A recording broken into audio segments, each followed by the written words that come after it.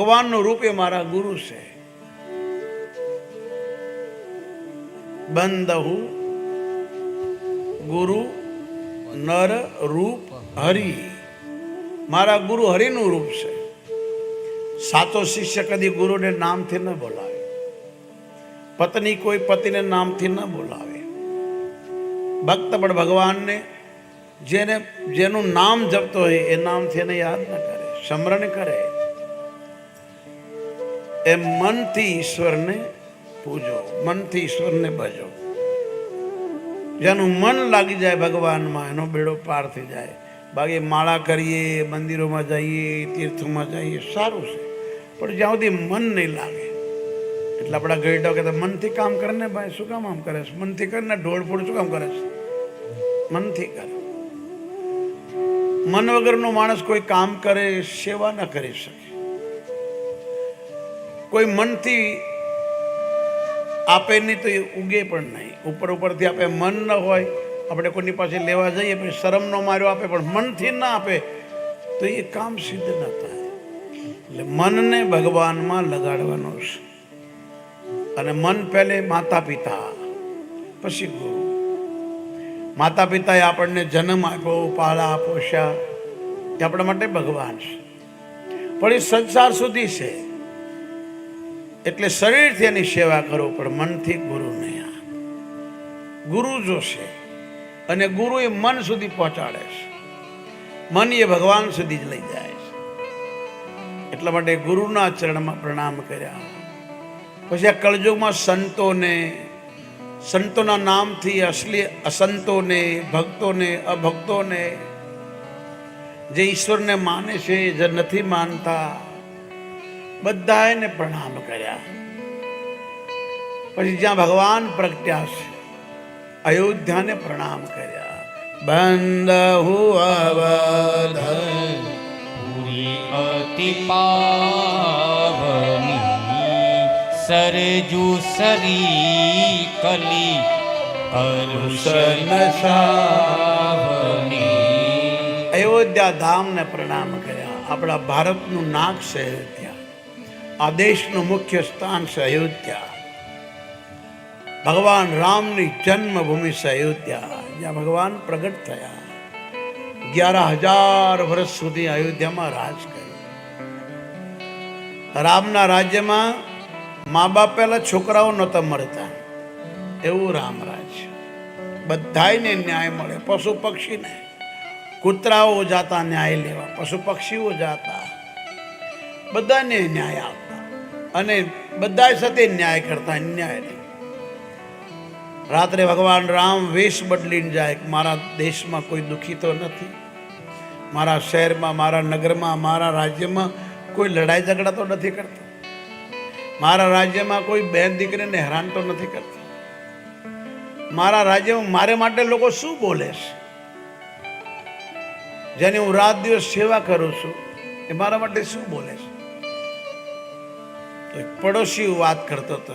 એની ઘરવાળીને બહાર ઊભી રાખી, કેલી કે મને ઘરમાં આવવા દો, મને માફ કરો, મોડું થઈ ગયું. કે નહીં, હવે તું જા જ્યાંથી આવી ત્યાં. પણ હું ક્યાં જાઉં રાતમાં?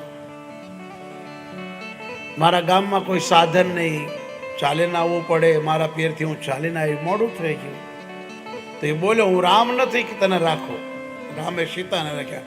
આટલું સાંભળ્યું તોય રામે ન્યાય કર્યો. સવાર થતા સીતાજીને વનમાં મોકલી દીધા. આવા ન્યાયાધીશ. એવું ને બીજાના ન્યાય કરવા તારે વકીલ થઈ જવાનું, પોતાની તો જજ બની જવાનું, માઇસ્ટર, એવું નહીં. ન્યાયાધીશ કોને કહેવાય? પોતાના છોકરાને પણ દંડ આપે. મોરબીના રાજાએ પોતાના છોકરાને દંડ આપે. ઇન્દોરની મહારાણી અહલ્યાબાઈ હોલકર, એકનો એક દીકરો, એને દંડ આપ્યો, મૃત્યુ દંડ આપ્યો. આખું ઇન્દોર કહેવા લાગ્યો, માતાજી તમારા પતિ નથી, તમે વિધવા છો, એક જ દીકરો છે, તમારો વંશ જતે રહેશે, આવનારી પેઢીમાં કોઈ રાજા નહીં હોય. બોલે ગમે તેમ હોય, ન્યાય કરો, મારો એને. એક ગાય પોતાના વાસળાને ધવડાવતી હતી, દૂધ પાતી હતી, એના પર રથ ચલાવ્યો, એને માર્યો. એનો શું હક છે?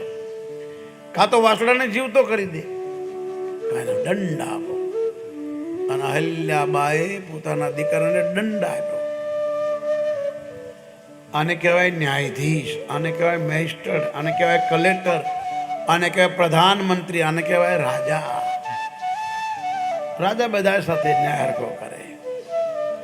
ગુરુ માટે બધાય ચેલાઓ બરાબર હોય, ચાહે હાવ ગાંડા જેવું હોય તો ભલે, મોટો ભણી ગયો હોય તો ભલે, એને તો સેવા હાથે મતલબ. એક બાપના 4 છોકરા હોય, પ્રેમ બધા પર હોય, પણ નાનો બહુ વાલો, કારણ કે સેવા કરતો હોય. અને સેવા કરે એ બધાને વાલા લાગે, મા બાપને, ભગવાનને, ગુરુને, દેશને, સમાજને. એક પિતા કે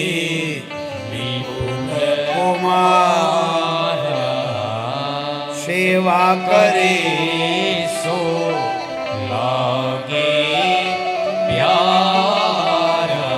સબ મમ પ્રિય સબ મોહી ઉપર જાય મોતે અધિક મનુષ્ય મોહે આય.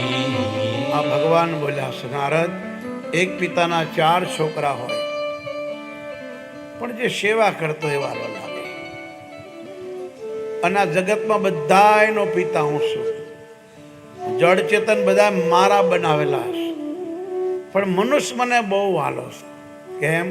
મનુષ્ય સેવા કરે, મા બાપની, ભગવાનની, ગૌ માતાની, ગુરુની, આ દેશની, સમાજની, કુટુંબની, પરિવારની સેવા કરે.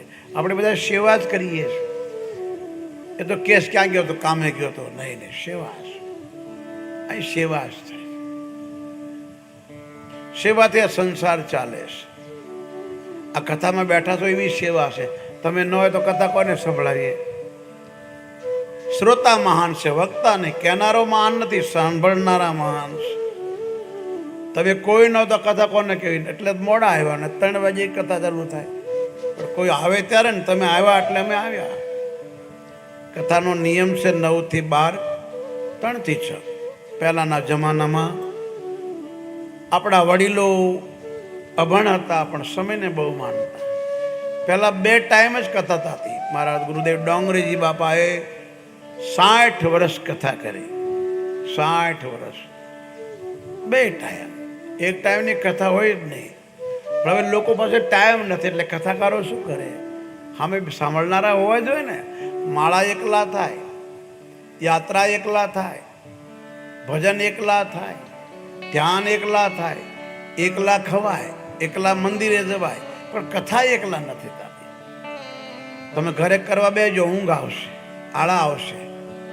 હું તારી પાસે બેવું, મને કથા કરવાનું મન થાય, હું એકલો પાઠ કરતો, માથા ભટકાડતો. વાગેલું જ છે બધે. આમ ગોળીઓ કહો તો ઊંઘ ના આવે. પાઠ કરવા આવ્યો એટલે તરત માથું ભટકાય, ત્યારે તો ઊંઘ આવે. એટલે મારે મૂકી દેવું પડે. પછી હું તો ઊંઘ ના આવે.